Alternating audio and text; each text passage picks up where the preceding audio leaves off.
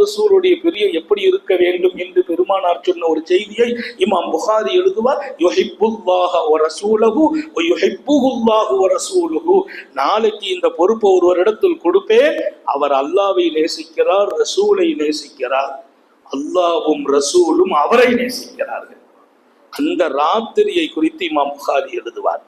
அந்த இரவு பொறுப்பை நாளை காலையில கொடுப்பேங்கிறாங்க சர்க்காரை ஆலம் சல்லல்லாஹு. அந்த இரவு எப்படி இருந்தது என்று இமாம் புகாரி எழுதுவார்.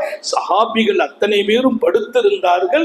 உடல் பூமியில் இருந்தது, கண்கள் எல்லாம் மூடி இருந்தது, கல்வெல்லாம் உறங்கவில்லை. அவர்கள் சிந்தித்துக் கொண்டிருந்தார்கள், நான் அல்லாஹ்வை நேசிக்கிறேன், ரசூலை நேசிக்கிறேன், அல்லாஹ்வும் ரசூலும் எங்களை நேசிக்கிறார்களா, அந்த இடத்துல என் பேர் இருக்குமா என்று எல்லோரும் யோசித்தார்கள். ஒவ்வொருவர்களின் இரவும் தூக்கம் இன்மையால் கழிந்தது. அந்த சிபத்துக்கு அதை விட இன்னொரு செய்திய புகாரிமா முடிக்கும் போது சொல்வாங்க, எல்லாருமே காலையில வர்ற போது நம்பிக்கையோடு வந்தாங்க, அந்த சிபத்து நம்மகிட்ட இருக்குதுன்னு எல்லாருக்கும் நம்பிக்கை இருந்துச்சு. அல்லாஹ் நமக்கு அந்த தௌஃபீக வழங்குவானா.